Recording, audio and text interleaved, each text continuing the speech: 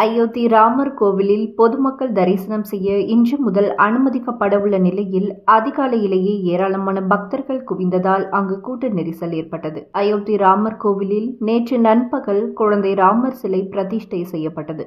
பாலராமர் விக்கிரகத்தை பாரத பிரதமர் நரேந்திர மோடி பிரதிஷ்டை செய்து வைத்தார்.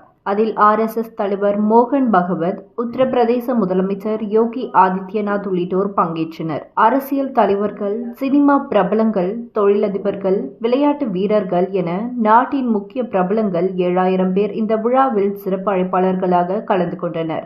சிறப்பு விருந்தினர்கள் 2 மணிக்கு மேல் தரிசனம் செய்ய அனுமதிக்கப்பட்டனர். இந்நிலையில் இன்று முதல் பொதுமக்கள் தரிசனம் செய்ய அனுமதிக்கப்பட உள்ளனர். காலை 7 மணி முதல் 11:30 மணி வரையும், பிற்பகல் 2 மணி முதல் இரவு 7 மணி வரையும் பொதுமக்கள் தரிசனம் செய்யலாம் என அயோத்தி ராமர் கோவில் அறக்கட்டளை தெரிவித்துள்ளது. இதனையடுத்து ராமரை தரிசிக்க அதிகாலையிலேயே பக்தர்கள் காத்திருந்தனர். கூட்டம் அதிகமாக இருந்ததால் கோவிலில் கடும் நெரிசல் ஏற்பட்டது. இதனையடுத்து அங்கு ஏராளமான போலீசார் குவிக்கப்பட்டுள்ளனர். இதனிடையே காலை 6:30 மணிக்கும் இரவு 7:30 மணிக்கும் நடத்தப்படும் சிறப்பு பூஜையை காண மக்களுக்கு அனுமதி வழங்கப்பட உள்ளது.